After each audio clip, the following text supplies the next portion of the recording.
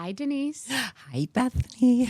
I was thinking about the first time we ever met, and I think it was when I had the talk show in LA, but it may have even been before that. Tell me when it was. I think we had dinner with Rinna and a couple other people, and then we met you. Wait, was it maybe at the Soho House with Rinna? I don't remember. I don't know, but you were renting a place in LA, I think, for the summer. That was around the same time. That was around the talk show, and then It was right before the talk show. Okay, and you came on. Jill Fritzo is both of our publicists, so I'm now thinking she must have been back there with you, and I can't imagine what would have made you come on except for like a favor, because it was probably a favor to the show. It was a test show.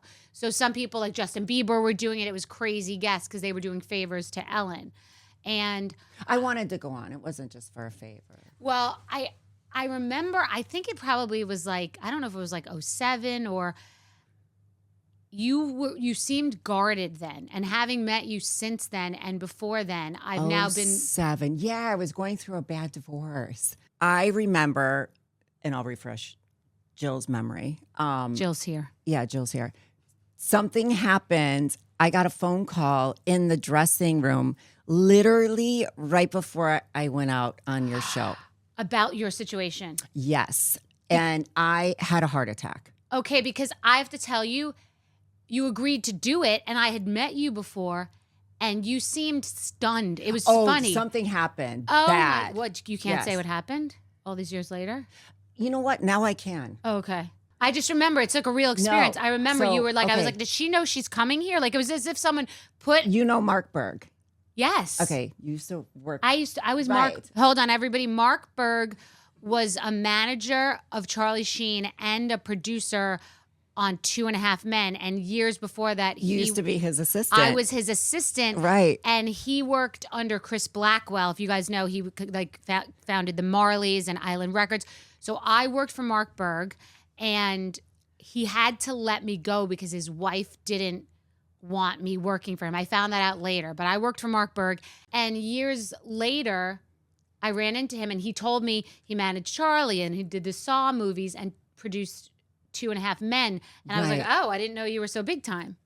So literally right before I walked out, I got a call that someone close to Charlie's circle was going to hold a press conference and disclose his health situation. He's been open in public right now about HIV, but at the time he wasn't. And he was doing anger management. So it would literally, I got that call 30 seconds before I walked out on stage. How crazy is that? Like in life, you have an opinion of other people or as an experience, and it's all these years later. I mean, I didn't have a negative opinion, but I thought you were guarded. You don't know what's going on with someone behind closed doors. Even in their life, even if you like someone takes your parking spot and is a bitch about it, you don't know what happened that morning. What happened? I know. That's what happened. Oh my God. Because I called Denise to get everyone to where we are today. There are certain people I just want to talk to. I feel like, does anyone really know that person fully? And you're one of these people to me that I feel like I've met you, and superficially we know each other for so many years, but I don't really know you. And I've always liked you. Like my energy with you is that I've liked you. So I don't remember if that was 6 months or a year ago, but I called you and I was like, would you ever do a podcast together? Would you ever do something together? And we were dabbling in talking about just experiences on reality TV and being divorced and crazy divorces in life. Yeah. And then now And here we are. And here we are because you came to that dinner in LA and I ran into you and I mentioned it again. And here we are. So thank you for being here. Thank you for having me. You're here in New I'm York. so glad we cleared up many, many years ago because I had a perception of you. Not that you weren't nice, but you seemed No, stunned. Like, why am I here? Stunned. No, not why I was there, but I was having a heart attack inside, and I couldn't even think because it was not a good situation. No, I don't mean it in a bad way. I just mean sometimes someone books an interview and then they might feel like they don't want to share, and I just thought, oh, interesting. So and I said it to Jill, and she's like, Jill said to me, she's an open book. I'm like, she is? So anyway. Yeah, I was a little distracted, so Yeah. I'm so sorry. Yeah, well, you've had a really outrageous, incredible life. I mean, I think about you coming from Illinois, Midwestern girl. Yes. I remember that your dad moved into your house. Is it in Calabasas? Yeah. After my mom passed away, my parents were together since my mom was 17 and my dad was 21. Well, actually, she was 16 when they got together. But since she was a young, and they stayed together until, my mom passed, and she was very young. And my dad was going to come for 2 weeks and was with us for 5 years, which was such a blessing that my daughters got to have such a wonderful, male parental figure in their life, which they needed at that time, especially. So I am so blessed that he was able to and did stay, for as long as he did, and, had such a huge impact on my daughter's early years of growing up. It's amazing. And I think about you growing up in a Midwestern environment. Did you have a quote unquote normal childhood? Yeah, I would say. I mean, we were actually a Nielsen family, and a lot of people don't know this. Born in after 1980 or something. Nielsen were these boxes that they would put back in the day on families' television to record what a typical family. We were a family of 4. Middle to lower class family, and they wanted to see what we were watching. And I'll never forget when the people showed up and gave it to my parents. That's so funny. Isn't that How funny? does that happen? They show up at the door? I don't, you know what? I have to ask my dad how that happened, because now that I think, that's weird. Like, why would you let these strangers into our house and put a box on our TV? Right, in 2023, it'd be like, what are you recording? We were a typical all-American family of 4, went to church every Sunday, had dinner together every night at 6 p.m. So that was our family. That would be a great sitcom or reality show called and the name is actually the Nielsens. The Nielsens. Your last name is exactly. The Nielsens. That's a good idea for a show, to be honest. Well, you should produce that. I would love to. What were you guys watching? What does the Nielsen family watch? So back then, I remember my sister and I, we were allowed to stay up late on Friday nights to watch Dallas. Okay. And I actually told my husband, who's here too, that my dad every Friday night would make us a mint chocolate chip milkshake. We got the milkshake every Friday night. And so we would watch Dallas on Fridays. And then I was a Facts of Life girl. I loved the TV show Facts of Life. Mm-hmm, same. My favorite growing up. Same. So how did you get into acting? Were your parents for it? Was it a great opportunity to sort of get out of the lower middle class? No, Nielsen house? Actually, my dad saw, what was that show? Battle of the Network Stars. Okay. Living in Illinois, blizzards, and it was January, and my father told us that when I was older, that he couldn't believe that the celebrities were wearing shorts and a T-shirt in January, and here we're freezing. And my dad worked for Illinois Bell, the phone company, so we had to climb the telephone poles, and when it was winter, right? And so he up and moved our family to California with no job. He with didn't have no a job. Okay. He had a friend that did leave the phone company and form his own payphone company. And my dad eventually worked for him. And my dad would drive every single day from San Diego to Los Angeles collecting the payphones. He had a payphone route. Wow, this is when I was 15. That's so funny. Yeah, after my freshman year in high school, we moved. So you really did have like a very Rockwell, we had childhood. Rockwells. Norman Rockwell the sculptures in the book. That was my mom's favorite thing. That's hilarious. It's so funny you said that. That's so, you literally, you're the Nielsen's and the Rockwells. Exactly. That's amazing. That was my childhood. Okay, so then when I was 15, my mom submitted me for, do you remember the clothing company Esprit? Yeah. Oh my God. Okay. Obsessed. I was in an Esprit model search, and then I made it to the finals. I went to 2 like competition things, and then I came in second. And an agent from Los Angeles signed me to model. Wow. But I always wanted to act. Like I took drama in school, and that was something. But I never thought living in Illinois that was ever a possibility. Right. But then, you did dream about it as a kid in Illinois. Yeah, I always wanted to act even when I was younger, but I thought that would never happen because of where I was living. Right. California seemed so far away. Right. So, and then when I was, I modeled, and then I just got an agent. I was 20, an acting agent, and I played 15 years old. So I was in the children's division of the theatrical agency. It was Harry Gold at the time, and that was Tracy Gold's father had an agency. Then because I played so young, I didn't need to have a huge resume. So I would just do small parts, and I thought, oh, this is easy. I booked my first 2 jobs. So I was a PA on Saved by the Bell. I don't know if you know that. No. I was a PA on Saved by the Bell for the beach episodes. I did beach episodes. So your mind plays tricks on you because years later, I'm in my late 20s and 30s, and I'm seeing you, and you're Denise Richards, who's more famous then, and you're in more movies. And I'm like, wait a second, I feel like I know her. I think she was on Saved by the Bell, but like you weren't Denise Richards on Saved by the Bell because you were just starting. I had like 2 lines. Right, but I remembered you. You have a very striking look. And I was like, and Tori Spelling was on Saved by the Bell, and Leah Remini, but Leah Remini wasn't yet Leah. Exactly. But I was a PA, and I thought you guys were all like rich and famous actresses because you were on this thing that I was doing. So funny. So later I put, you know how you think puzzle pieces come together in your mind? Later I'm like, I think Denise Richards from all these movies was on Saved by the Bell when I was there, but I never connected it. I thought like, listen, I was a young girl who had just not even walked with the class. I wanted to get to LA and just like work, and I was a PA. And I thought you guys were also intimidating because you were real actresses and I was just a PA. I could have been friends with you all that time ago. We could have been friends. I was terrified to do that show. I had to pretend like I was drowning. I was so embarrassed. I remember. Yeah. And yes, Mario and that guy. Lopez yes. had to save me.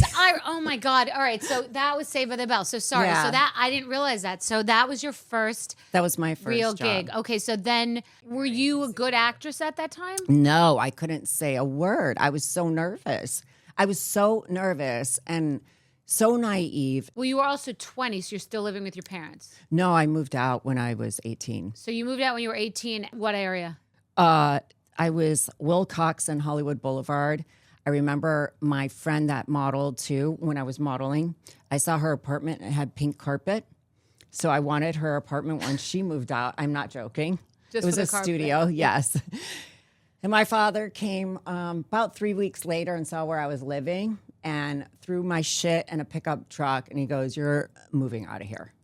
And you moved to another place. But how could you afford it? Because I got some of the units. I'll never forget this. I moved to a place on Bluffside Drive in Studio City where they had these special units for people that didn't make a lot of money. I forgot what it was called back then. So I qualified for that. What was your rent? My rent, I had a $558. I had $600. I was living in an apartment for $600. My in pink LA. carpet was $600. That was $600. So I got a deal with the place in Studio City that had like secure gates. You had to go through a gate with, security there. And so you were responsible for your own finances then? Yeah, I paid. I always paid my everything. You had jobs in high school too? Or no? Yeah, I've had so many jobs in high school. My first job was Haagen-Dazs ice cream, which was my favorite. What's your favorite flavor? Well, I like, back then it was mint chocolate chip, and I loved that it was looked vanilla. Well, they also had slab chocolate, which I liked, versus Baskin-Robbins. It was like the little slivers. I worked at Baskin-Robbins too. See, it's not the same chocolate It's not. ratio. I went back to Haagen-Dazs. Right, I understand. So all of us girls in high school worked at Haagen-Dazs. And we were terrible. We'd have the boys block the camera and kind of give out free ice cream to some of the boys at school. Nice. But yeah, I worked. I had a lot of jobs in high school. I started working when I was really young. Did you have bad experiences with the casting couch or people? I once met with Aaron Spelling's main casting person, Tony something, and he told me that I had to lose like 8 pounds. And I remember feeling like a real loser because I was trying to act. And I remember feeling like having seen the Pink concert last night and listening to her lyrics about how she doesn't look like Britney Spears and when she was trying to be a pop star, how there's like now everybody can fit into some space. Back then it was really you had to fit It into was very one space. different. Yeah. So what kind of experiences did you have with that? Well, I've had many. It started with modeling. I went to Japan the day after I graduated high school. I was there for at that time for 2 months, and it's ironic because I remember going there and they wanted me to model bras and underwear. Okay. This was before I had my boobs done, so Okay. I was very small, and Small. I was. But I called my dad crying, and my dad was going to come out and get me. So I told the agency.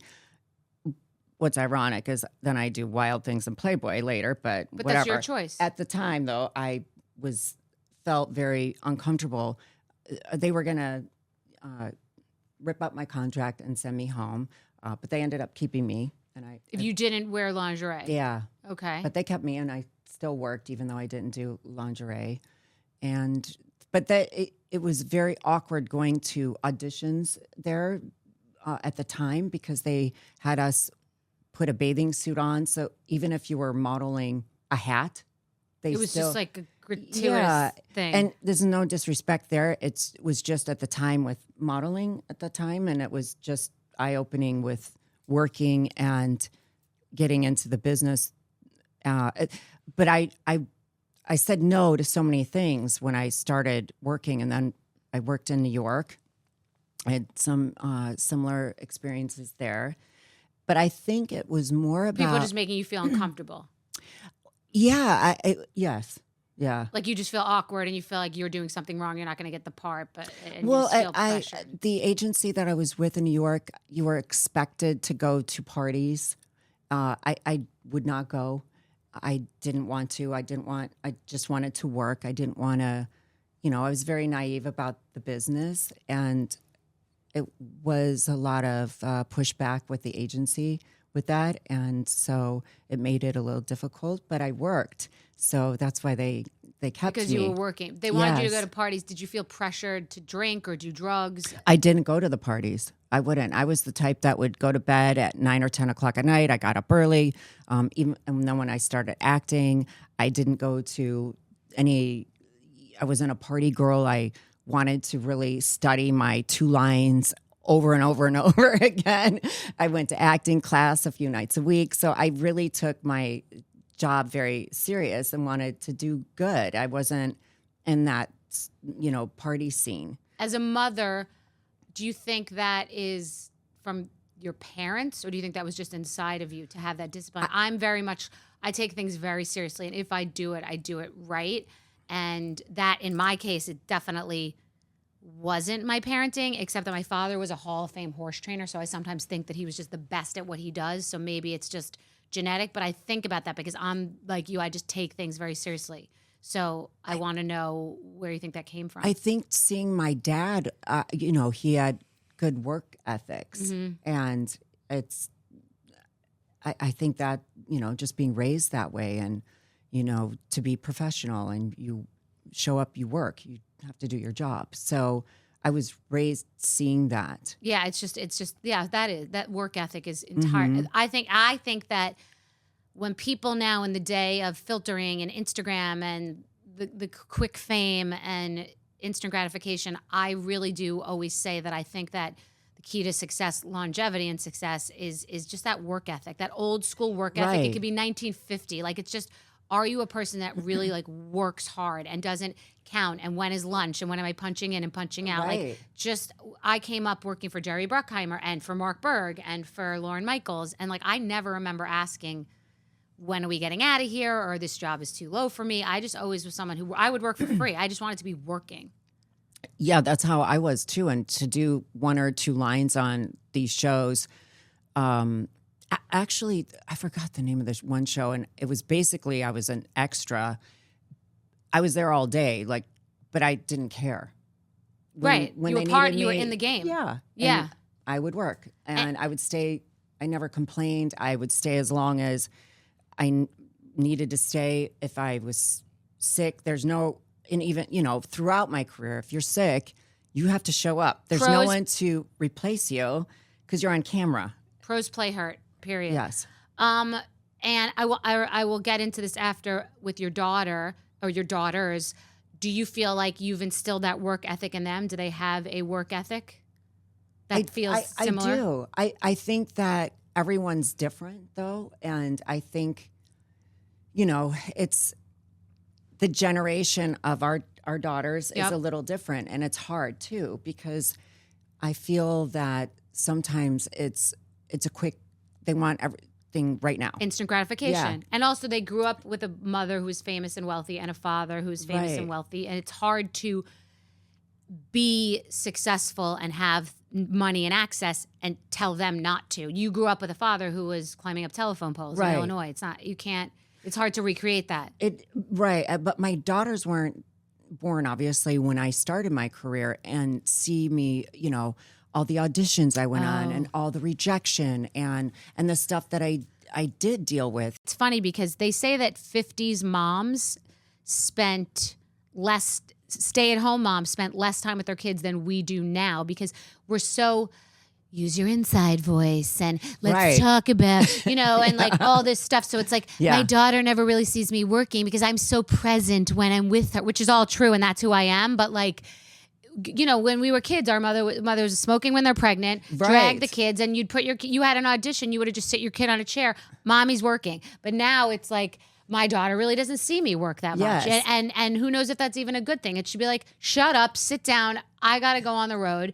I'm going on a trip to Australia next year, and I want to make sure that like I'm only working the 2 times and the rest of the time is a mommy and me experience. Like, because they're so coddled. Yes, it's just different. It's true. It's very different. I think for the longest time they thought I worked in a trailer, because when they would come to set, they would come in the trailer and see me get my hair and makeup done. Right. But they wouldn't come on set because, God forbid, they made a noise. Right. And screw a take up. Right. I did not want my kid. Like, oh my God, what if my kid says something and someone's take is messed up and that's on me, So I think they thought I worked in a trailer for the longest time. I don't even think they knew what I did. Yeah, they really don't see the struggle. That's really interesting. Okay, so now your career pops off when? You're saying the year of Wild Things popped it off, or like? Yeah, I think that when you experience a successful like television show or a movie or song, whatever your career is, the work that it takes to get there is not overnight, but when something hits, that's overnight. Right. It's the swell and then the wave crests. And like then you got to ride the wave. It's overnight when you go from people recognizing you or not, and then to recognizing you. Right. And that was Wild Things. And that was like astronomical fame. You go to the grocery store and people recognize you, or you're on a cover of a magazine. That was weird to see yourself. No one has magazines really anymore. There's only a few, I think. I know. The nail salon. So it's very different. But back then, when you're, in line buying your groceries and you see yourself on a cover of something, it's weird. It's a little different. Jarring. So, So first of all, how did you handle that? How did that feel? And did you have a support system? Did you have good friends? Like, you're in LA, you're not in your... Well, you have there are certain friends that then get jealous. Okay. Because they're also actresses. Yes, so they're in because the same that's boat. where I met friends, was acting classes and, the little jobs along the way. I did so many pilots that didn't get picked up, and, became friends with so many different actresses and actors along the way. And some of them I'm still close to, and some of them along the way couldn't handle it. Yeah. And it's funny, they say fame changes. And for some people, it does change the person that becomes famous. Mm-hmm. But sometimes it's the people around you that change. That's interesting. In my life, fame was one thing, not at that level, but money.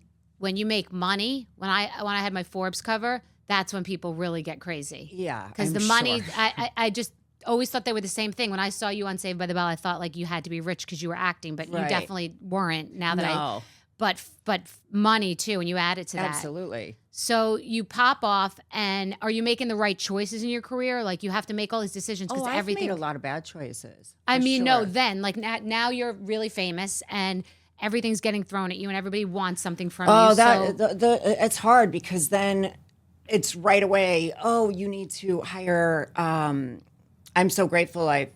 Jill was not my first publicist, but I'm so grateful. We've been together almost my entire career, but there was like a year or so where I was with other people, not the best choices. Right. And then it's like, oh, you need a business manager. You need this.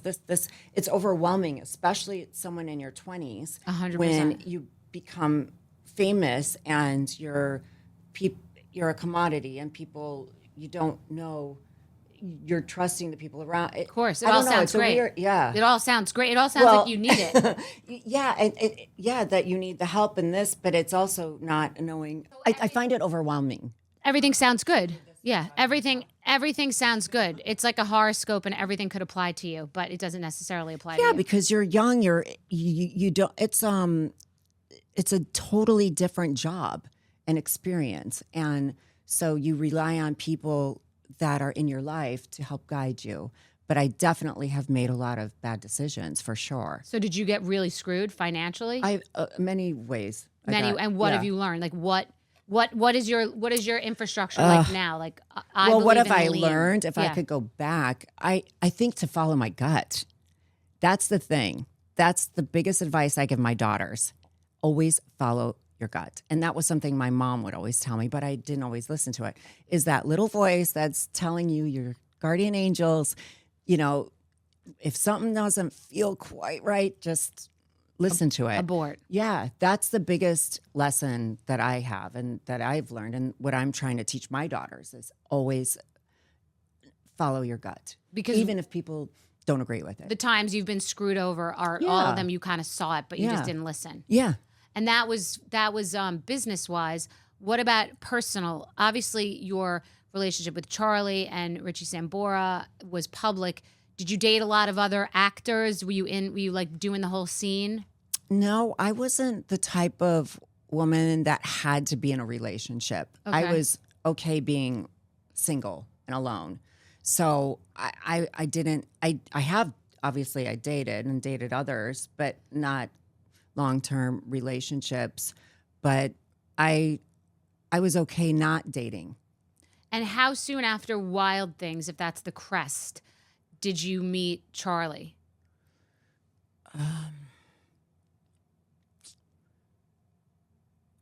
Probably about 4 years after, 4 or 5 years. So, but you were still in the height of your career. You were doing very well. Everything was great, success-wise. Yeah, I was working a lot. Because from me, just being a fan and a viewer, I understand the attraction to Charlie Sheen for you, having been in a relationship with someone that having experienced people who have addiction. The highs are very charismatic and very electric, and those types of people with the promises they make and the excitement and the road is very intoxicating. So because I read things about you in that relationship and that he seemed super charming and you found it very exciting. So what was that like meeting him and what was the sorry because Aaron's here and he's Paul, okay. my fiance Paul's not into he'll go do I look like your girlfriend? You could go talk to Sarah. But last night I was saying some comedian was attractive. He's like, do I look like your best friend? I don't he's very so no, sorry. Aaron's good. Yeah, no, okay. So good. Oh, you have a good relationship with Charlie. Okay, great. That's so that's amazing. No, okay, they have a good relationship. So and I also have sympathy for people who suffer from addiction. It is a disease. So I just want to know what that attraction was like, and we're gonna get into that ride a little bit. I first of all was incredibly naive to addiction, and when I met Charlie, he was sober for 4 years.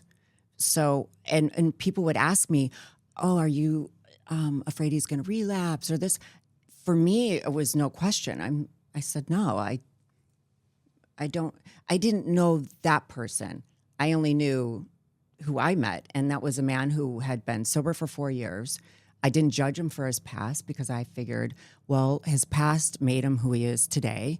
And the person that I met was very different from the person that spiraled during I didn't know that. I didn't know that he had already been recovering for 4 years. He was. And a lot of people said, oh, you reformed the bad boy or this. I said, no, he was, I wouldn't have dated him. I didn't know that. If I met him when he was in his deep in addiction. He was sober and a completely different person.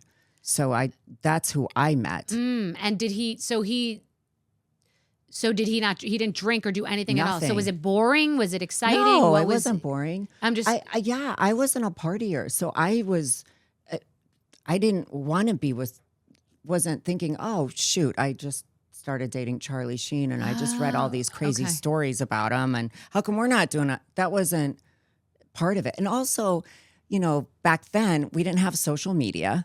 It was all the tabloids. Mm-hmm. Obviously, I knew what was in the tabloids and just knew bits and pieces. And I didn't know what was true, what wasn't true about his past. But I just knew the person that I met was someone who was, I met him on a movie called Good Advice. He had just gotten replaced Michael J. Fox on Spin City. Mm-hmm. And so he was getting ready to start that. And so we weren't dating on the movie that I met him on. Then a year later, I do Spin City. They went through a list of actresses with him and said, we want to bring someone on to do a recurring role. And he said, oh, Denise, I worked with her. She's great, whatever. We got along. We worked good together. And so then I worked on Spin City, and then we started dating, and then here we are. And well, it was quite a road to get to here. Well, what was your gut about him? I really liked his work ethic. I thought he was a great actor. I thought he was funny. He was very kind, and obviously there was an attraction and chemistry with he and I, and so then it evolved into a relationship. And also, I wasn't one of these actresses either that was dating all my co-stars. That wasn't my thing either. There was only one other actor I dated that I worked with, and I dated him before we worked together. But otherwise, I wasn't one that would hook up with, all the actors on set, right. Or, that wasn't, for me, it was work. I would go to work. I wasn't there to meet someone to date or make friends. Do you know what I mean? Yeah, he just jumped off the page or pursued you. Well, because I think we worked on a movie a year prior, and we had a lot of mutual friends. We just, started talking more and just had... It started as a friendship. Yeah, it started as kind of a friendship. And where was being a Bond girl and Playboy before this? Playboy, Bond before, Playboy after. So Bond was before. What was it like to be a Bond girl? Like just saying overwhelming. The pressure of doing it or afterwards? Well, I had never, people don't believe me, but it's true. I had never seen a Bond movie. I believe before that. I was cast. I auditioned for it in LA, and then I'll never forget this because it was Thanksgiving. They flew us to do a screen test with Pierce. And I think there were 6 of us actresses. I brought my dad because I was sad to miss Thanksgiving. And so my mom had my dad go with me while I screen tested in London. But they were freaking out. Your parents were like, you're going to be a Bond girl, right? Well, I didn't know if I was going to get the part. I had to fly there to do a screen test and audition. They fly you though, right? Yeah, they flew. They took very good care of us. And I went and auditioned. I was nervous as hell. I had to do scenes with Pierce at Pinewood Studios where they shot, and it's a very well-known studio. I do the screen test and fly back to LA, And then Jill set me up with an interview with Details Magazine, I think it was, or Detour. I can't remember. I'm literally with the journalist when I get the call that I got the part. Oh, did you tell the journalist? Yeah. I was like, I just got Bond. And he was like, what? What the fuck? You're going to be Bond girl? I'm like, yeah. I go, well, that's good. I'm excited. And he was like, he was so excited that he was able to break it. But then I get home and it's on CNN and everywhere. And I was like, I call my agent. I'm like, why is this such a big deal? Why am I on the news about a role I got? And he goes, do you understand this movie? I'm like, no. That's amazing. That's so amazing. No one can ever take that away from you. Were your parents freaking out? Yes. Come on, your parents had to be freaking. Yeah, and that I would say is when internationally, when things really change. Yes. Because I shot the movie. So I remember it was Thanksgiving that I auditioned. And then January, they fly me out there they let me bring my mom to look for an apartment because it was a 6-month shoot. So we find an apartment and then fly back. And then I had to fly back again, film 6 months, wrap in June, and the movie's out in November. Wow. And then I'm on a month-long press tour worldwide. That's fun. And I was like, oh my God, the fans for this? There's a lot of people here. That's amazing. It was crazy. That's a ride. ride. It was really a crazy experience. That's a ride. That's amazing. Wow, that's so cool. Okay, so then you're with Charlie and you have a pretty normal relationship. He's sober, you're in love, you're just a normal relationship, Hollywood normal. Yeah, no, we were. And then I get pregnant with Sammy, and that was probably a year into our marriage. I have Sammy. 5 months later is when I shot Playboy. Okay. And I remember Playboy asking if he wanted to be the photographer. If Charlie would be yeah. Why, was he a photographer? No. That's why he was like, no, they wanted to get behind the scenes of him shooting me. They said the photographer can set up the shot. He just has to put the... Oh. Yeah, they just wanted that whole thing. Did he do it? No, because he got 2.5 men while I was pregnant. And so then he went into production. So he was, nervous about starting a new TV show after Spin City got canceled. And so he got that, which, by the way, I read the script and I'm like, you have to do this show. Oh, you were part of the decision. Oh, he was going to do a different show. Oh, really? And I read the script. I go, you're crazy for not doing this. That's amazing. And that obviously was his most huge instrumental role in his whole life. Wow. So now, why did the wheels fall off? Was it about a about a Hollywood relationship? Did the wheels fall off for him first? Did they fall off for you both together? Oh, no, I think because the success of 2.5 Men and the money, I think, led to him getting back into not being sober. He believed his own, he drank his own Kool-Aid. That's something that he would have to answer. Right. I just know that he was no longer the person I married. He was on a hit show. And was he on a low in his career before that? Well, he was on a low before he got Spin City. Right. Replacing Michael J. Fox. And he did a great job on that, won a Golden Globe. He had to go through struggles, and he's very public about that, with not working for quite a few years because of his addiction. Mm-hmm. And but I think with the fame and the success of that show, whatever that is, that's something for him to talk about. But all I know is he was no longer the person that I married and no longer sober. So. And how quick did that happen? So the show was an instant hit. It was explosive. And then how quick did you start to see? Well, we got, let's see. After Sammy was born, I got pregnant 6 months later with Lola. And I filed for divorce when I was 6 months pregnant. Now, how bad is your family life inside? Like because we're reading in the tabloids, how insane is what's going on in your house? Or is it... Well, insane enough for me to file for divorce 6 months pregnant. Right. It wasn't like I moved out and we had a little separation. It was... Get out. Yeah. Like, we got to get out. And what about your parents, or what are they saying? Did they understand why you married Charlie? Are they like, who is this person? What are we doing? They liked Charlie, and they were very supportive of us being married and getting married. Like I said, he was very different from what the public saw when he spiraled after all that stuff with publicly, after 2.5 Men, when he was fired, and going through all of that with the tiger blood and all that shit. Well, so when you file, how soon There was a after? lot of stuff, obviously, people did not know that Right. was not public. But when I filed, it was basically he went to work.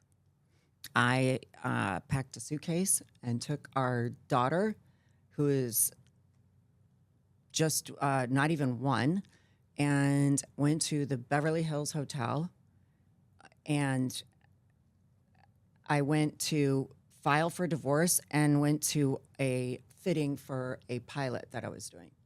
So how bad is it publicly then? Like, what's going horrible. on? Like, what's going on publicly? Publicly, it was, again, I was stupid. I was shocked that it was so public. I thought, it'll just be a little blurb. It wasn't a little blurb. It wasn't. We were on the cover of tabloids for a couple years. It was insane. And I couldn't understand why. And that was very difficult for me, because being pregnant, and it was hard enough that I was having to deal with this, going through a divorce, have a 1-year-old, and I'm pregnant, and it's so public. And to have the mudslinging as well with, I just wanted us to just shut the fuck up and go through it. And where was he in his career and in this public aspect? He was on the hottest show ever, and they wanted to protect him. And they knew something must be mad for the wife, where no one read stuff about us. And that's the thing now, looking back, why people were quite surprised, was because it wasn't as though people saw us fighting in public, or again, there was no social media where people could, but even at that, we weren't the type of couple to do that. They saw us 3 weeks earlier at the SAG Awards, and then 3 weeks later, I'm filing for freaking divorce. And was this the first time you saw like the spin of fame, like fame biting you in the ass? Like Well, it was the spin of my personal life being so public. I was not getting, at that moment, any negative publicity. It was, people felt bad for me. Oh my God, things must be really bad. You were sympathetic because you were pregnant. Yeah. And you were a woman. And so, but I'm I didn't want anything bad for him either. Negative in the press. I didn't want that. I didn't want it to be so public, but it was what it was, which is very difficult. It's hard enough going through a divorce or anything, personally, but then to deal with it so publicly is, it's really hard. I was thinking, you've been churned through the machine many times. I mean, a Wild few times, Things was a machine. Over and over. Wild Things was being churned through the machine, no? Or not really? Back then? Yeah. Yeah. And that was a big risk for me. That could have gone either way. I took a big risk doing that. I thought, maybe I won't ever work again. But it was such an amazing project and a great script and good people involved. I felt like it was worth the risk. That was risky. Playboy was risky too. You're on top of the world, and then you're doing Playboy. Well, I did Playboy when, like I said, I was, I felt like it was also a little, I was offered it actually right after Wild Things, I don't remember, but I turned it down.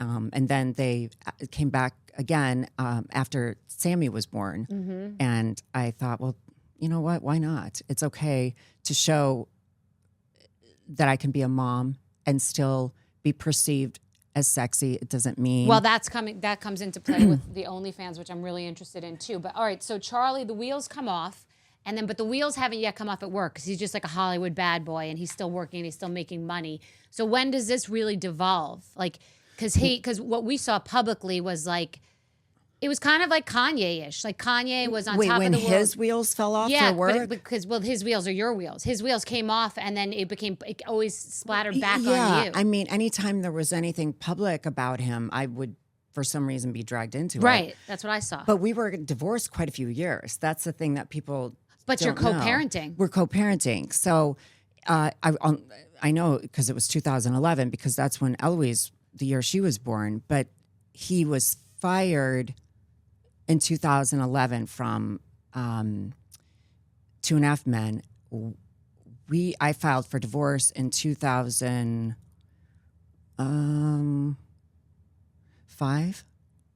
So we were divorced for 6 years. Yeah, I guess. And he already had another marriage and another divorce. Brooke, but by the time his wheels fell off with 2.5 Men. But you were trying to co-parent while no one else saw.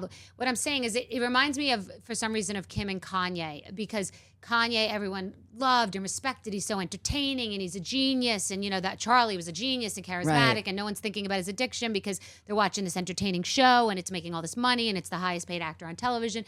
And Kanye was on top of the world. And then one day, like, everybody sees what you see because the wheels come off for us. And, of course, everyone even applauded that. He went up in Twitter followers because people were almost, like, embracing the crazy.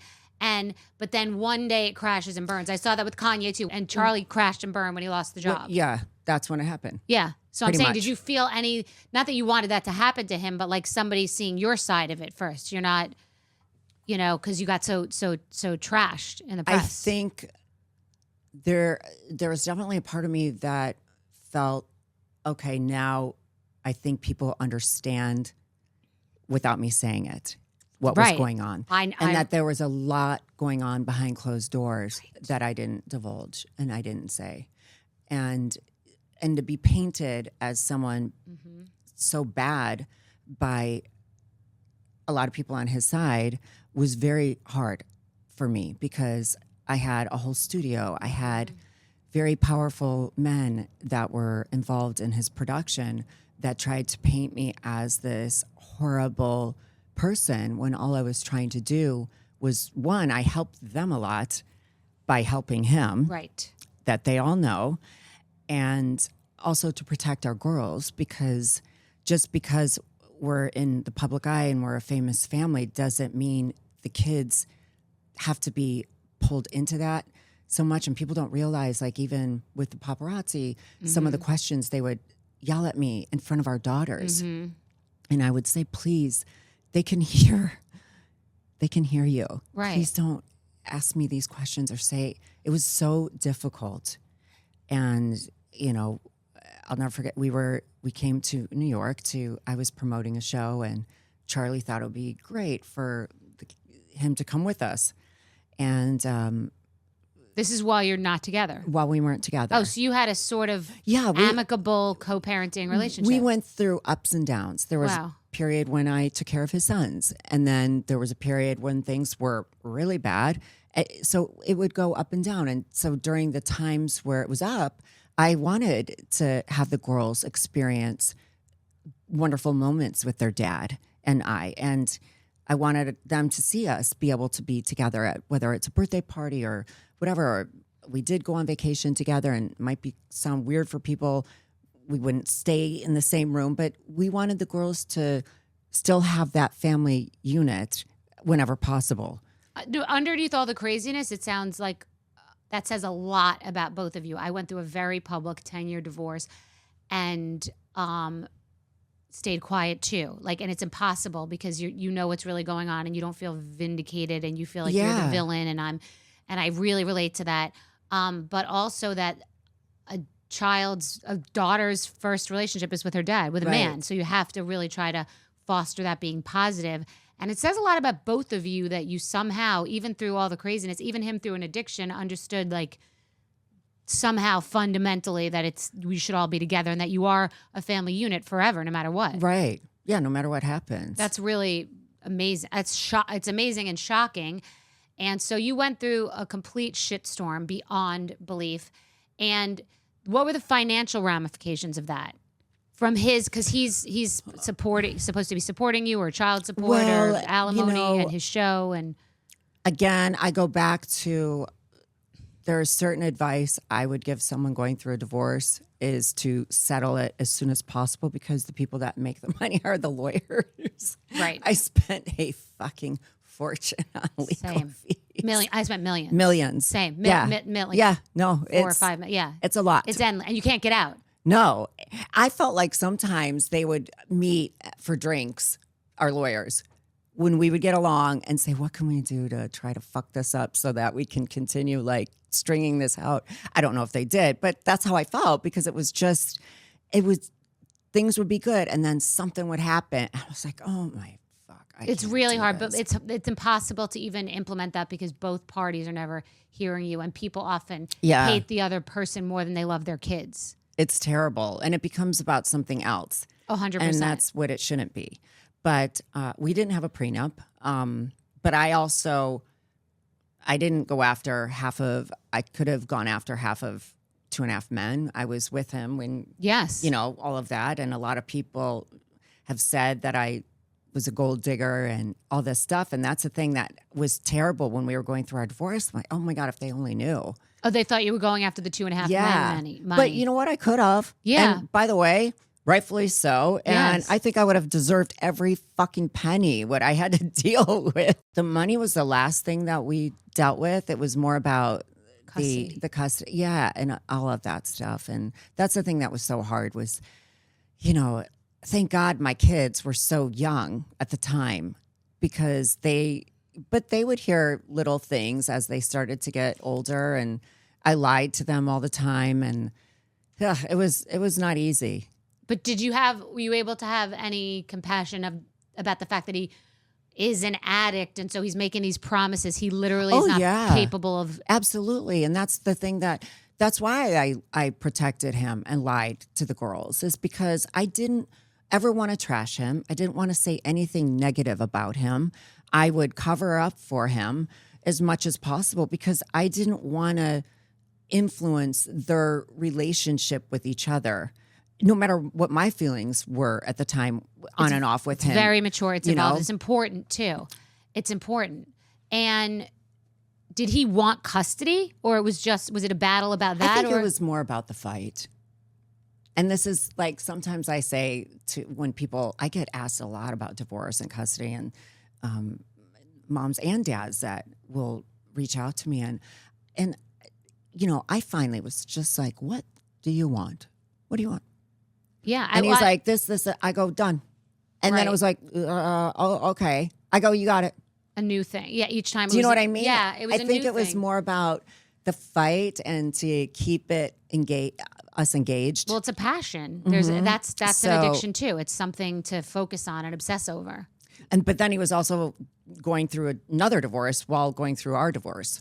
Was he leaning on you during that? Like off and on. He would go back and forth between the two of us. And are you friends with her? Yeah. You are friendly, yeah. That's amazing. And Aaron was just here saying he's friends with Charlie. Yeah. So I don't know.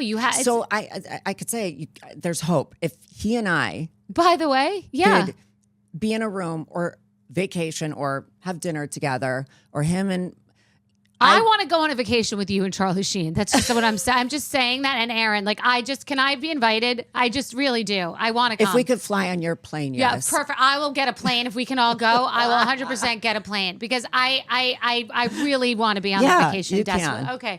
Yeah, I have compassion. I'm sympathetic to someone who has addiction. I really think it's so admirable that you all have a modern family. You have a modern family, and that you literally all. I mean, was Charlie Sheen a good father? I wanted him always to be the best dad he could be. And now? And he's not my father, right? But I always want him, and that's why I was always so supportive. Is because and why I would help him, because some people would be like, "Why are you helping him? He's done so much to you," or "Are you still in love with him?" I'm like, no, I want him to be the best version of himself for our daughters. He's their dad, no matter what happens. Yeah. So I've always wanted that for him and for our kids and for his boys. And is he doing a good job at that? Today he's great. That's good. And do you think that, because he says, that's it, I'm never going back, I'm never going to touch anything again. Do you believe that he that his addiction is first in his priorities? I believe that his addiction is first in his priorities. That's amazing. I was ignorant when we got together about addiction because I wasn't educated about addiction. And that's why I never thought he would ever relapse, ever, because I wasn't educated. I was very naive. I think I know his intention is, with any addict that gets sober, their intention is to be sober. So, but you are more aware. So you and the girls are like creating the support system to I wouldn't. bolster I'm that. not one of the that's always like, oh, I wonder if he's going to relapse. It's day by day. Yeah. With, I have a nephew who's an addict, and he, is doing good today. And his intention is to do good today. But I've learned, and I've been educated with addiction, that all I can do is just be supportive. Yeah. But mine and Charlie's talks aren't always about sobriety. Oh no. You know what I mean? Yeah, Like no. we're talking raising about children. his boys, and also with his ex and the dynamic of all of that. So we all help each other. You're grown-ups. You're a community, and we want to be grown-ups. But for people, life is too short to not.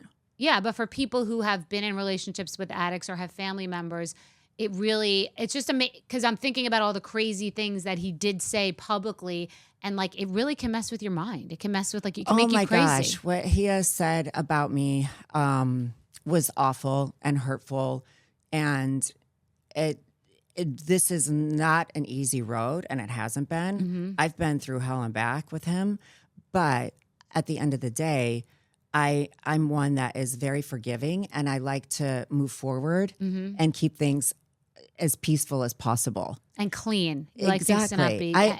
I don't like to bring up shit and harp on. It's just like, it is what it is. Let's move on. Let's move forward. And that's why you ended up being a decent housewife. We'll get into that after. Jesus. But no, but that's amazing. No, that's very. And I think people have a hard time understanding that about me. Well, it's funny because I had Hillary Clinton on here, and people really wanted her to not forgive Bill. You know what I'm saying? They really wanted her to because that would have dictated how they felt, and now that doesn't define their entire relationship. Right. Monica Lewinsky doesn't define Bill and Hillary's entire how many years they've been married. So you're not married, but it's not the definition of you have a lot of other things going on, and the stakes are way higher than that. And do you forgive him? Yeah, I really feel, because a lot of people ask me if I regret marrying him, and I absolutely do not, because I know that we came into each other's lives to have our daughters. And if we were not together, we would not have our daughters. Yeah. So our journey was, as a married couple, was cut shorter than what I thought. I thought, I didn't think when I was getting married, oh, this is going to end up in divorce. I'm sure a lot of other people did, thinking, oh, Charlie Sheen's getting married. Yeah, but you're still in each other's lives, which right. is a very, and we have daughters, and as hell everything was, it is what it is, and it was part of the journey. It was part of the journey. It's also not. It's two actors coming up in Hollywood. It's a lot of ingredients in that pie. Well, there's no handbook on. There's a lot of books on going through divorce and families and blending families, but there isn't really one. And it's not like woe is me or poor us because we're in the public, but there isn't a handbook on dealing with it publicly. Right. It's embarrassing and humiliating dealing with this shit. And for my kids. So that's the hardest thing that it's been, like, navigating that part of it. Oh, well, yeah, no. And in each part of it, you've got a deal over here, a movie over here, a part over here, and they're judging you based on what's going on over here, and he's got the same thing, and he's losing shows because of it, and together, it's torching the whole kingdom, to be honest. It's like people don't realize it. It does reflect what divorces are like for other people, just on a bigger scale. But yeah, everybody loses. Everybody loses in divorces except for the lawyers and the court system, which is really fucked. And so you co-parent these girls, and you're married to Aaron now, who just said that he has a good relationship with Charlie. This is all very evolved. I just read an article about your daughter in Bustle, and I thought it was so interesting. Now, I am naive. I don't know. I'm very naive about a lot of things, too. I don't understand. I don't know what OnlyFans is. I've heard about it. I didn't either. Okay, so I've heard about it because of Larsa Pippen. and because of you and your daughter. And what is OnlyFans? It's a site where people get to like, it's like flirty or it's like full nudity or like what is OnlyFans? OnlyFans is whatever you want it to be. And to me, I thought of it as back in the day when you would join a fan club. Oh, of okay. someone. Okay. Do you know what I mean? Okay. Like that kind of thing. And yes, is there stuff on there that's more risque? Sure. There's a But spectrum, you're saying. It's whatever you want it to be. Okay. So what? You don't have to do anything you don't want to. But what? It's a site for fans to get exclusive content. Yeah. So video content. Okay. So And pictures. And pictures. And communicating, whatever. And messaging people. Yeah. So it's a world, and it's a business for many people, right? It's like a business. I learned it's a business. Okay. I'm saying like some I people didn't know at the time though. So some people are TikTok famous, some people are Instagram famous, and some people are like OnlyFans famous, right? Like, or you have to be famous. I don't know that. No, there's a lot of people on OnlyFans that are not household names. Okay. There's a lot of different people on there that do different things. And like niche, like Cameo had different categories of people that would send messages. And okay. it's also some people do, cooking or building a house, whatever. Normal cooking, like you don't have to be wearing sexy. You can do normal cooking. You could do normal cooking on there. Why are aren't people, I on OnlyFans doing normal cooking? I don't know. I do caviar, baked potato, cottage cheese. That maybe could be. You should. Yeah. It's Why can't I do caviar, baked potato, cottage cheese on OnlyFans? I'm sure they would like if you were naked, but okay. You could. Naked, babe, naked. You could do whatever you want. It's whatever you want. Naked potatoes. I think that what gave it the perception was a lot of adult film actors are on the page. And so I think that's where it came from. I don't know. I actually don't know, to be honest with you. But all I know is my daughter joined it and she got so much backlash. And I was I was upset for her because I know what that's like to get backlash for something and have people say stuff. And she's so young. She's 19? Yeah, she's 19. And she was 18 when she got was the 18, backlash? which is very young. Right. But what was she went on there. What was her job before She's not that? showing, she was in school. Okay. She didn't have like a job. Okay. But she wasn't even showing topless. So she still got backlash. She was just being like sexy. Yeah, she was just wearing bathing suits or I've never been on her page. Why? You can't handle it? I would think sometimes it's weird for me to even go on my kid's Instagram because I'm like, I don't know. It's just I saw one of my daughter's 13-year-old friends in a sexy Halloween costume, and I thought, holy shit. So 13-year-olds are just in lingerie, and I thought it was provocative.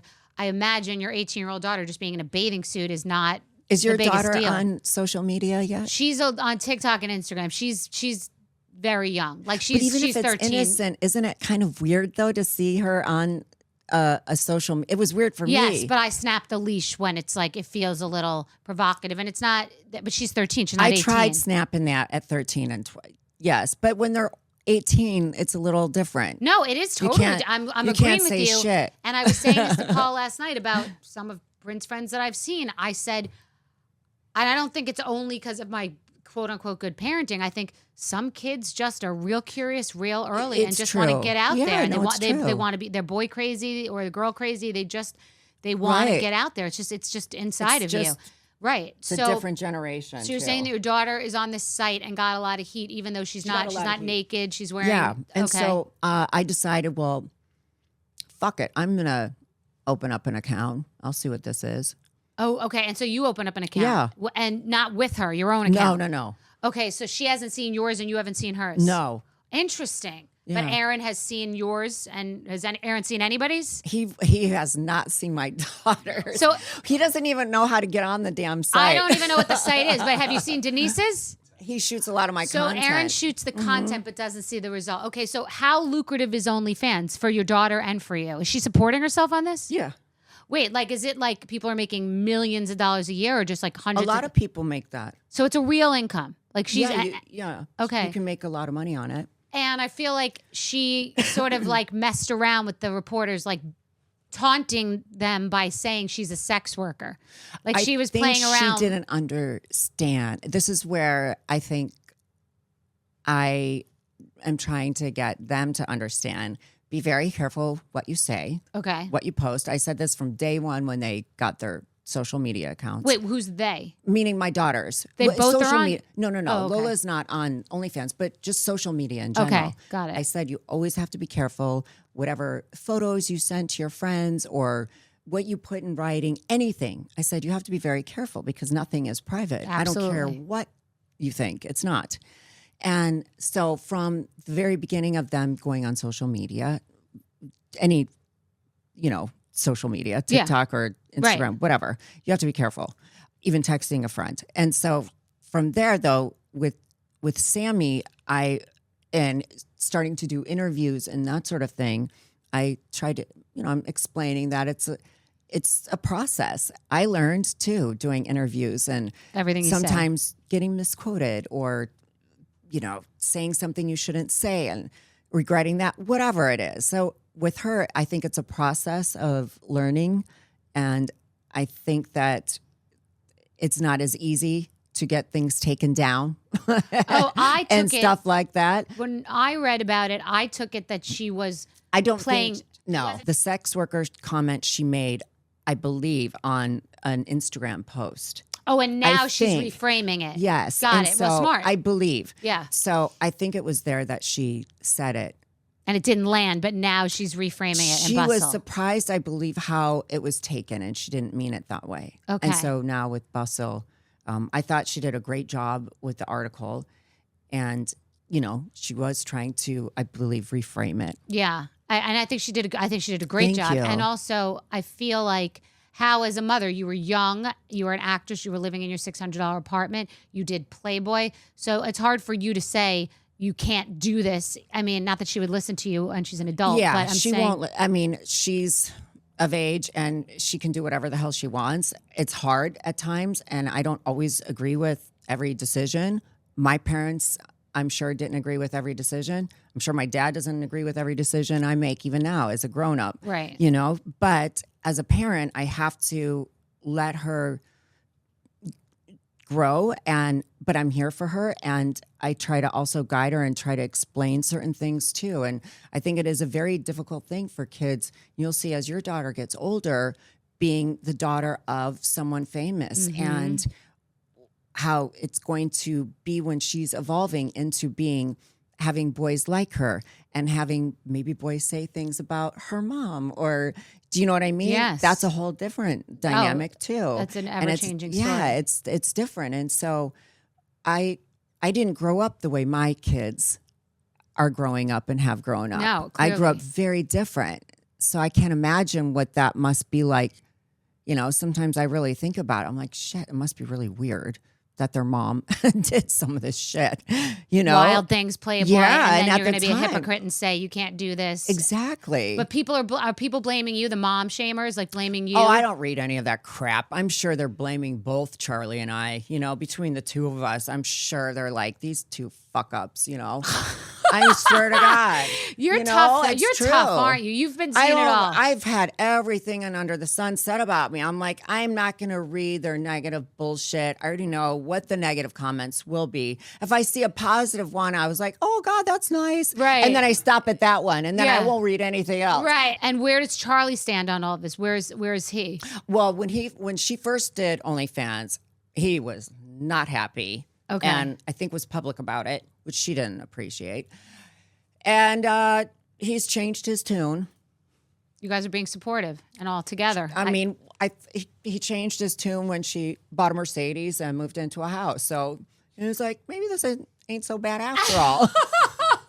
When she bought the Mercedes and moved into a house. Okay, so I mean, I don't want to speak for him, No, but I think I hope that one helped. day I would. He's one of my people. When people ask me now who my dream guest is after Denise, I'm going to say Charlie. Oh, well, we can make that happen. I'd like to have him on. I think he's very interesting. I think the story's interesting. I think we can make. Yeah, Joe I'd can like make to it make that happen. Okay, I really do. I have a natural interest in that. All right, so enter Housewives. When I went on Housewives, they didn't want me because I had been on a reality show before. It wasn't actress era. After me and after my success, a different group was attracted of women who wanted to use it to promote what they were doing and monetize, and it was just a different medium.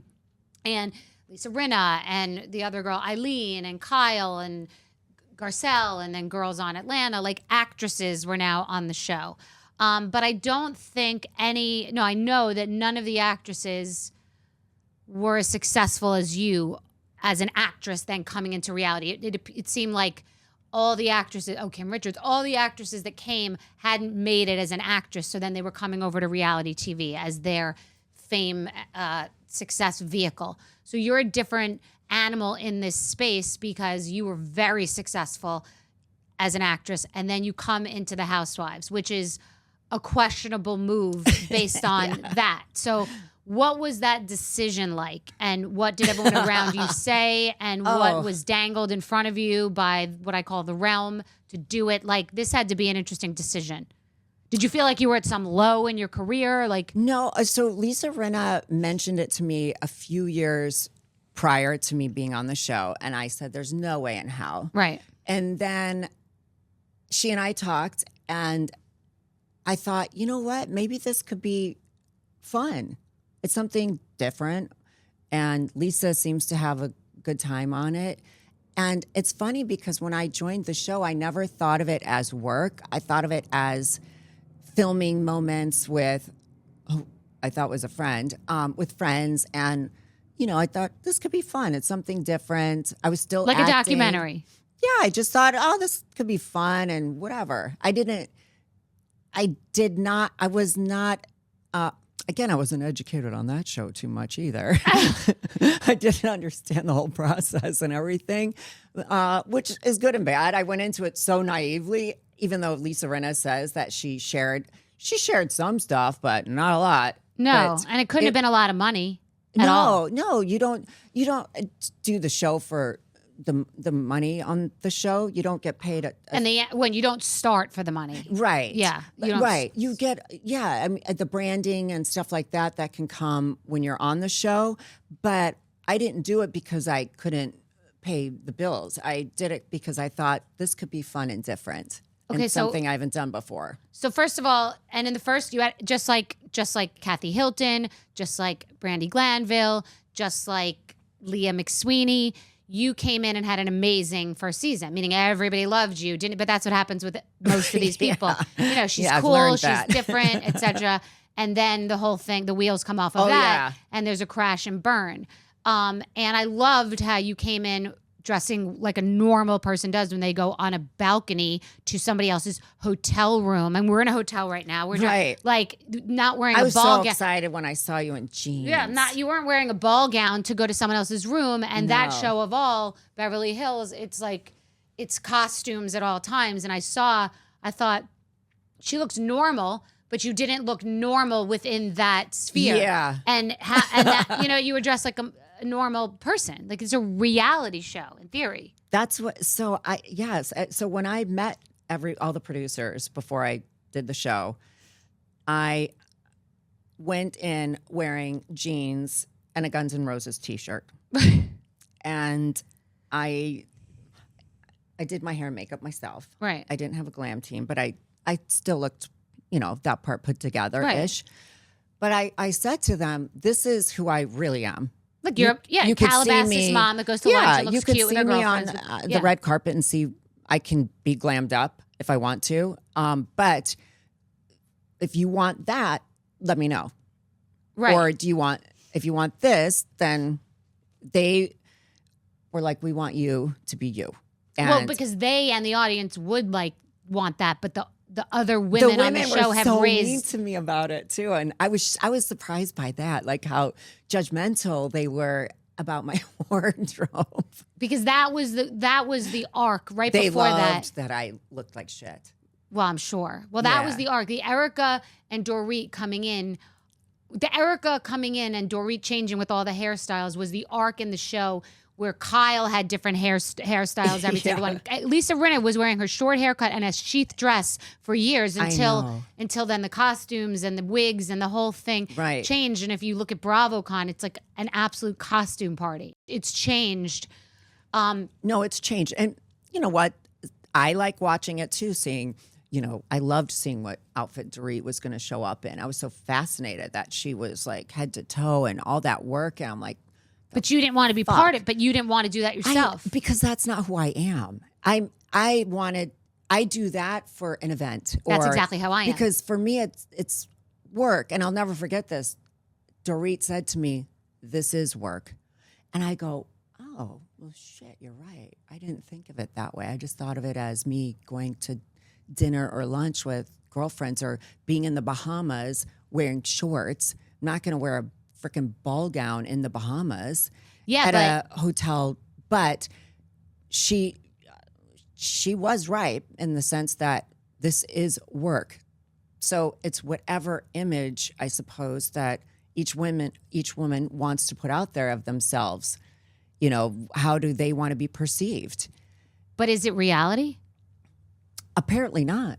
I don't know. I mean, did it feel like it was based on reality? Well, from I don't know a lot of them outside the show. So for me, that's why I said to the producers involved in the show, I said I could be myself, or I could be the actress, Denise Richards, coming on and be glammed up the whole time and treat it as if I'm filming a scripted show, playing a part.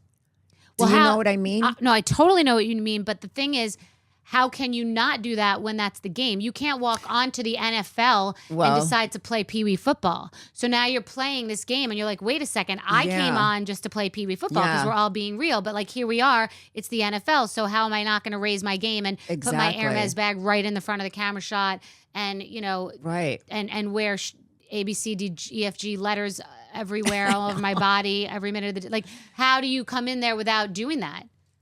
Otherwise, that's why I had to make a decision, and I said I want to be myself, and myself is I will go to lunch wearing jeans, or if I'm in the Bahamas, I'm wearing shorts. I'm not going to wear a ball gown unless they said wear a ball gown. Right, but the next season, it felt like you did take it to another level because you seemed like you felt like the pressure. Not really. I still wore my jeans. Oh, you were? I feel like I thought there was like a change. I don't know. Actually, Kyle called me a ragamuffin the second season. So I still looked like a ragamuffin. Oh, okay. But that's what's crazy. Like Denise Richards, Bond girl, is a ragamuffin. I remember, I don't know if it aired or not, when we were in the second season, we were in Santa Barbara, I think, and they were talking about, Teddy and Kyle were talking about some shit about my clothes, and I'm like, so what? Like, now what? If I decided to get hair and makeup, I did do that a few times. When we weren't doing interviews, I did get glam. I'm like, well, who the fuck wouldn't coming to dinner with you guys? Like, I don't want to look like that's what I'm saying. Shit ass. Yeah. Okay, maybe I have my shit ass jeans on, but I don't. Right. I want to have you feel. I don't want to look at myself on TV and look like a piece of shit. Exactly. And the thing is, I was like you. I related to you because I'm all over social media looking like a piece of shit every day because I look like a piece of shit most days. Like, I do too. I really do. I look like good when I'm being paid. I'm being paid. I'm going to put some fucking makeup on. For me, it's work. Like my job since I was a teenager has been I can go to set wearing sweats. Live for it.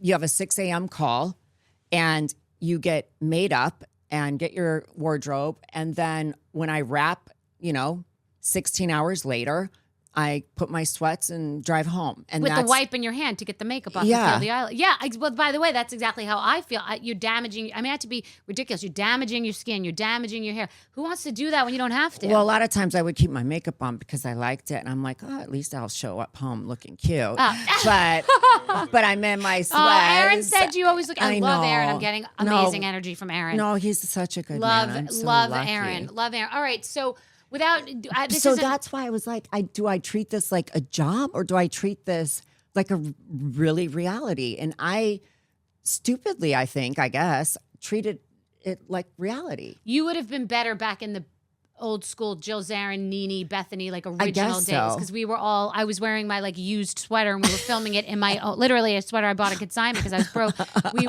We were in my studio IKEA designed apartment with like a homemade set that they did the interviews. It wasn't so what it is now. And I like that sloppiness. It was what it was. It was real. We were real people having real conversations and real conflict. To be comfortable. Yeah. And I also, and that's and I wanted to be myself, and this was who I was. So that's why I chose to just do that.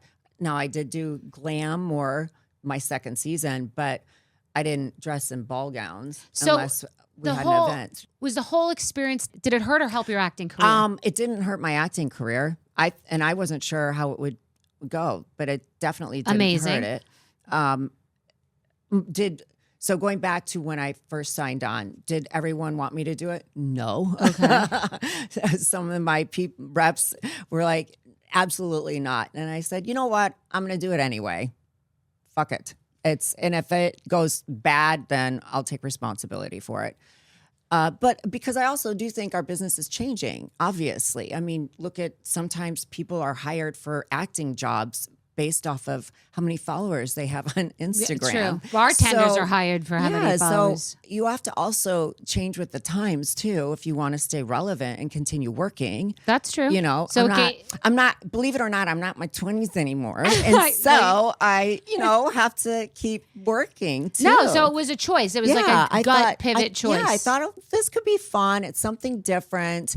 I've never done a show like this before. And Lisa Rinna talked so highly about it and wonderful opportunities that she had from it. So that's why I thought, why not? Ultimately, was it a good or bad experience?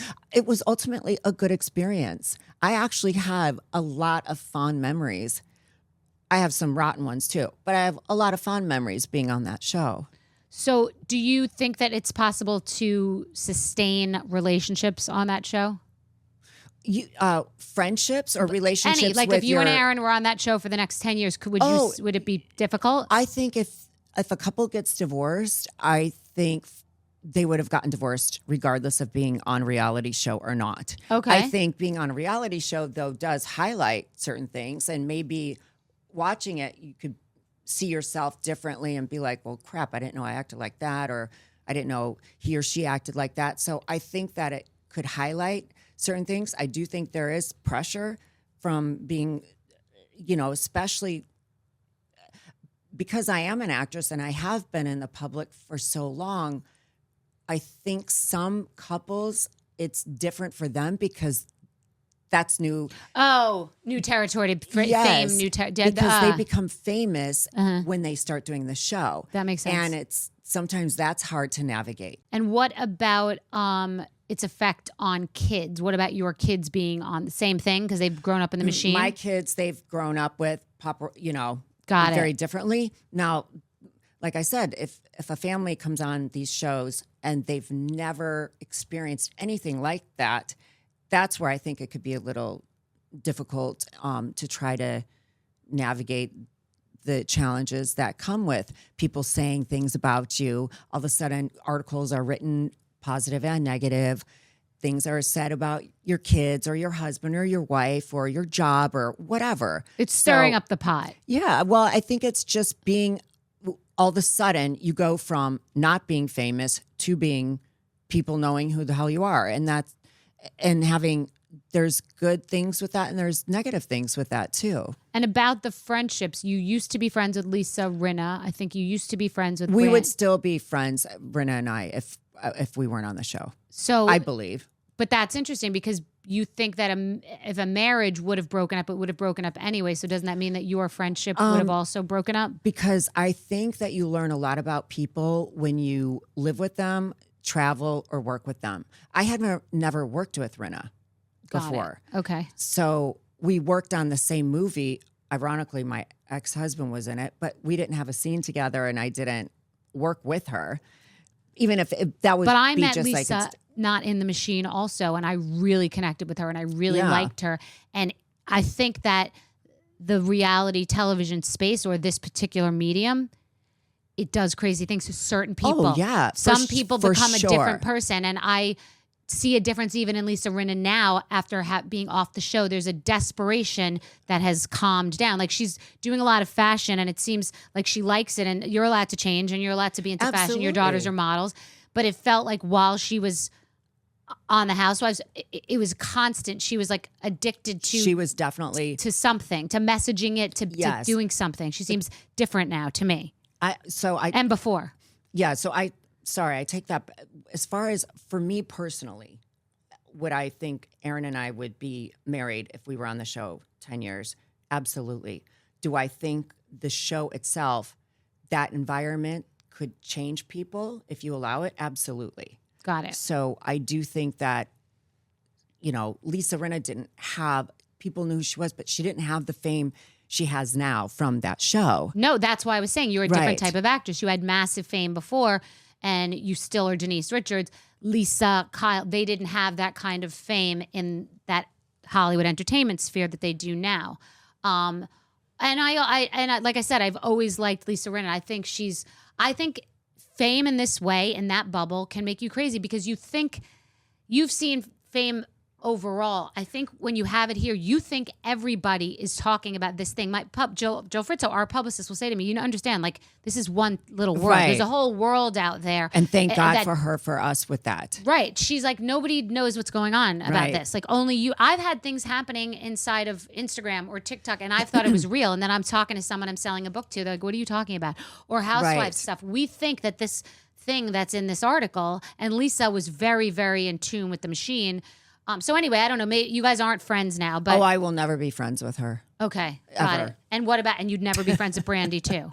I was never friends with Brandy. Oh, I met her twice. Oh, okay, got it. So okay, because I was never friends with her. you were never friends with Brandy, and it's funny because it seemed on the show like that was such a big deal to you. You seemed really stressed about it, and now it seems like it wasn't a big. Why did you take the bait? Why didn't you just be like, "What are you talking about? Who cares?" Well, you never know what airs. right, but why would you just not take the bait? Because I Take took what the bait? Like, meaning, why would you just be like, "Okay, yeah, that all happened, no problem. Who cares?" You know what I'm saying? Like on reality, if you go into it and you talk about it, or you seem like you care about it, or you're bothered. But I was, so when I said bravo, bravo, whatever, I was referring to something else with my daughter. Oh. And I felt like, oh, here we go, another dinner where they're going to come at me. I blurted something out. That's why I said bravo, bravo. And I said, okay, you guys, I know you're going to come at me for whatever. It was like every dinner that season that they had something that I did wrong. I said, you guys got to give me a second. So that's what I said. It was not about Brandy. No, it was about your daughter. Yeah. Fascinating. And so I said something I shouldn't have, something very personal. And so then I took a breath and it was like, then, they said all that. And I was like, oh, for fuck's sake. Really? Why do you think they didn't include the personal thing you said?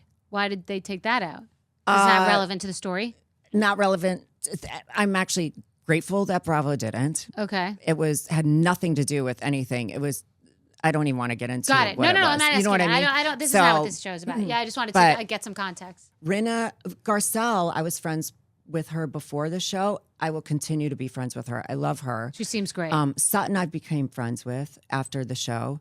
But you just went back and did a guest spot. And I said to Jill, Yes. I called Jill, I go, why is she doing that? Because you're not being paid for the whole season, yet they market it as if you came back. It looks like you came back the way that they manipulate with the marketing. So I was like, why would she do that? Because they probably paid you something tiny. I showed up to go to Garcelle's screening, and I didn't tell anyone I was going. Okay. And except Garcelle, and I just showed up. And so that's how that happened. I didn't ask to be paid to go to her screening. I didn't expect it. I was truly going to support her, and they were filming it. And so after I went to the screening, she called me the next day and asked me if I would ever come do anything. And I said, if it's with you, I would do it. And so then I did a couple lunches and then a dinner. And that was, wasn't a big deal. No, but it's being marketed as if you're part of the cast to me watching the promos. But you don't care about that. I'm like, whatever. Okay. I don't care. I really don't. So you go back again? It depends on, I mean, I honestly, my experience, I did have a shitty experience with, which a lot of it had, I hate saying this about, but it wasn't good with Lisa Rinna. And it was sad to me. I had a 20-year friendship with her. And to see how she could sacrifice a friendship of 20 years for a show, and that isn't going to last forever, obviously. Mm-hmm. She's not on it anymore. that, like, at what cost, you know? I didn't see, I don't know exactly what you're talking about, but I will tell you that people get programmed in a way that they're in it for so long and they can't see what's real and what's not. And your job on that show, you are only there for a little 2 seasons. Right. That's Your it. job on that show is for every single thing to come into the show. Even if it's your sister, your mother. That's why I don't understand that. The thing of it is, I think it's okay for women to get along. It's okay to watch us have fun. It's okay to have an escape and watch the show and see like, oh, you know, a bunch of women at our ages to have a good time outside of husbands and kids. To, you know, when do you go on a girls' trip? I haven't been on one since I was like in my 20s with a group of girls. And so to see a group of women, to be able to have fun and this, but then I think sometimes things get taken too far. The thing is, it's because you and Kathy are examples of people that came in for the same reason. Like, oh, yeah, I'm a Hilton, but it's okay. We'll it's going to be fun. We're going to have fun. And Nikki and Paris are like, what is she doing? And we're going to have fun. And it takes probably 3 seasons. I would say that too. To get a worn-in leather suitcase. I could. Where now you're like, the new car smell is off. That's a good analogy. It's game time. You can't just be the fun new one. You don't have the new car smell, and you've got to it's game time. You have to kill or be killed. But that's what I don't understand. Like, why do you have to try to destroy people's lives and try to, you know, find the worst dirt on people? Or it's the name of that game. It's the name. That's where I think that you could still watch a show like this. Who's on these shows that does a good job of floating in the middle? That's not just a friend. It's not about floating in the middle. I mean, you could obviously have bad shit happen to you, but when there's no, I don't mean you to do somebody but else. I mean, but you don't have to go out of your way to do something bad to someone just to, I don't know, to create a storyline for yourself. I don't remember the exact. It was a while back, and so of anyone. I'm just saying in general. Like a lot of the shows are. I just they mean go if someone after says people. to you, "This is happening to Lisa. This thing is happening. This crazy thing," you're supposed to put it into the middle because that's the name of that game. Is what I'm saying. That's happened with literally sisters, Kim, Kyle, Kathy. They throw it in the middle because producers are in your ear saying like, we have to talk about this. These other people know this. Like it's a mental game. Like you gotta, you know, it's just the way that it goes. But that's why it's I know, and that's probably why I, you know, it's for me. You left? I left. For me, it was if someone were to come up to me and say, "We need you to bring this up." If it was something I'm just hearing it for the first time off camera, I'm not going to bring it up. It's not my place to say it. Let someone else do it. That's because you're good. Why would I do that? Yeah. You know, if they bring it up and we talk about it, great. That's the if you get 6 to 8 women together and just let the women talk, you will get the drama naturally. No, but I think that would be good producing. I think the low-hanging fruit is taken over and just do the thing that's going to be the most salacious and talk about someone's infidelity, talk about someone's, you know, child that is not out of the closet yet, or just like things that cross the line. But anyway, I just was curious about your experience, which I'm so happy. I did have a good experience to hear. But why did you leave? But I also had a negative experience because I didn't know. My experience with Lisa Rinna was so bad that I thought, okay, what would happen next season? So why don't you go back now? Why don't you go back now that she's gone? Well, I don't know. We'll see whatever happens. Oh, they might ask you back. Interesting. Well, I don't know if they'll ask me back. I just did a few little episodes. I bet you they didn't even know that you were interested in possibly going back. You know what?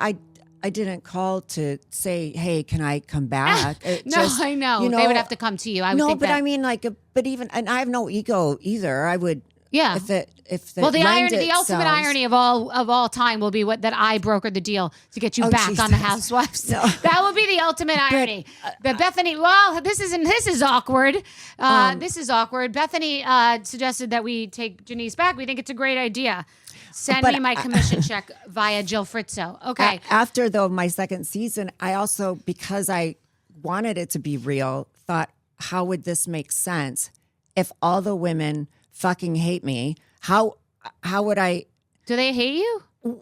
Well, almost everyone did except for Garcelle and Sutton. But everyone else was such an asshole to me that I thought, well, that how would it make sense for me to go back if it's not like a they'll genuine... always make it make sense. Garcelle would come with some reason. But see, that's where you learn the process of what the show really is and why I didn't think of it as like a real job, which I should have. Right. You know, I just thought, oh, we're just filming fun stuff or even, you know, stuff that is dramatic or whatever. You know, that's fine too. I don't care if like that stuff comes up. It's more about trying to pile on someone and take someone down. Yeah. Just to deflect from what's going on in their life. Well, it seemed like you took some hits for sure with the Bravo. So I'm. Oh, that too. Those women, they know. So they fuck. How would I know about it? They are the ones that told me to do that. The Bravo.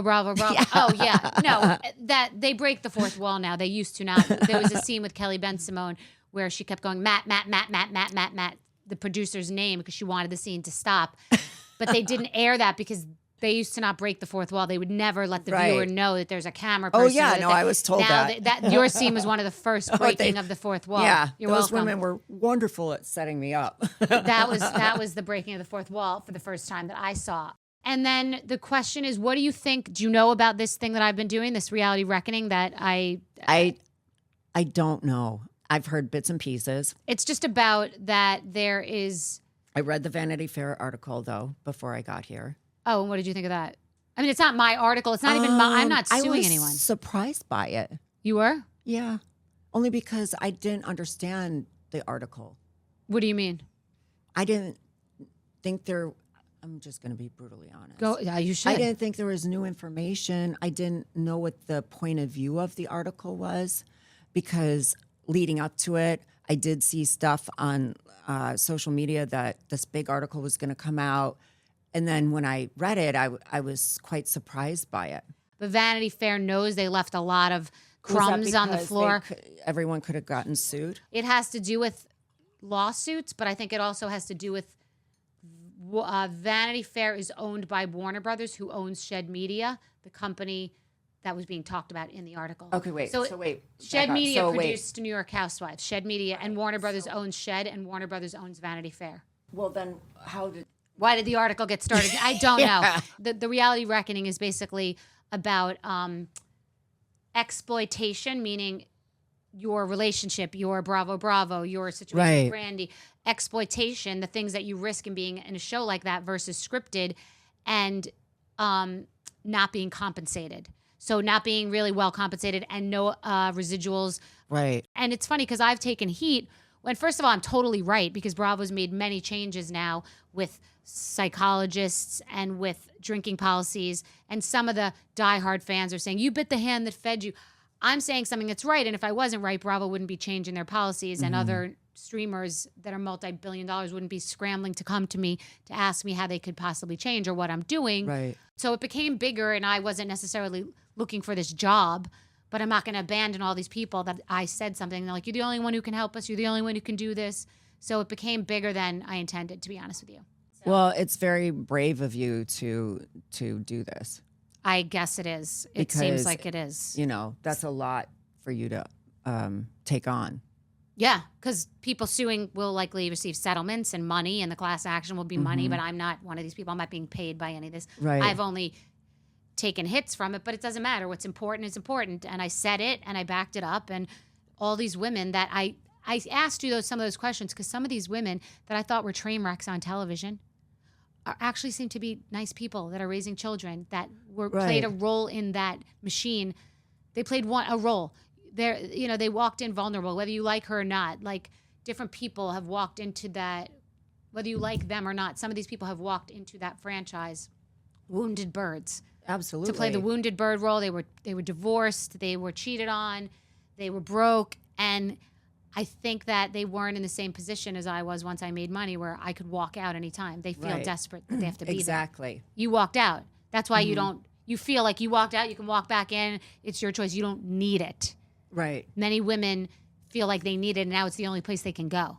Exactly. To make money. No, I get it. Yeah. So anyway, and having daughters, I'm sure you get that. So what now? What about being older, vanity, marriage? Like, what is your life like now? And what is your next 25 years look like? My in your life mind, is great. I'm happily married. I love my husband. I'm so grateful that I met him, and we are so, he's my best friend and so connected, and we're, I'm happy. My older girls are, it's going into that chapter where the older girls are, starting to form their young adult life.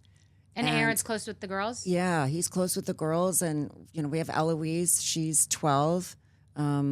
So, things are good. And Aaron didn't have kids coming into the No. relationship. And did he want children? Well, Eloise is now his kid. Okay. So you feel like this is your family, and this is your family. Yeah. This is so nice. No, it's good. I'm the type that likes to take, that's why also this job that I have is great. I was never, had to know exactly where I need to be. And I love the excitement of not knowing what job I'm going to be doing, not knowing where I'm going to film, not knowing who I'm going to be working with. I like that about my career, and I love that part about my job. So I like to be able to, do different things. Yeah, I think I had insight into you because the woman who produces the show, Amy Sugarman, she said, if you want to talk to Denise, but I think you're going to have to fly there because I don't think she's going to fly in here. And I said, because I had stuff going on right now, and I was going to fly in, but it was going to be a month. You guys had said you could come in November. So I called Jill Fritzo, and I said, Jill's like famous now. She hates her name's mentioned. So I called Jill Fritzo. And you don't just say Jill. It's Jill Fritzo. I called Jill because literally Paul, my fiance, is like, Sarah Jill Fritzo. So Jill Fritzo, I called her and I said, I have this feeling Denise and her husband, like they'd want to take like staycation in New York. Like I just feel like they would come. It'd be like, let's put them in a nice hotel, and like it might be an experience. Because I heard was like, I don't think they're going to want to travel. And I was like, I bet you she would want to travel. Well, why would they say that? They don't know me. I know. I just had a feeling like I'm the type of person that once in a while I want an excuse to go somewhere. So it's like you don't have to plan it yourself. You don't have to book it. You don't have to do anything. You just come here, And so I was right. And I'm taking responsibility for the weather that's gorgeous. Thank you so much for having us. I'm so happy. I'm really thrilled.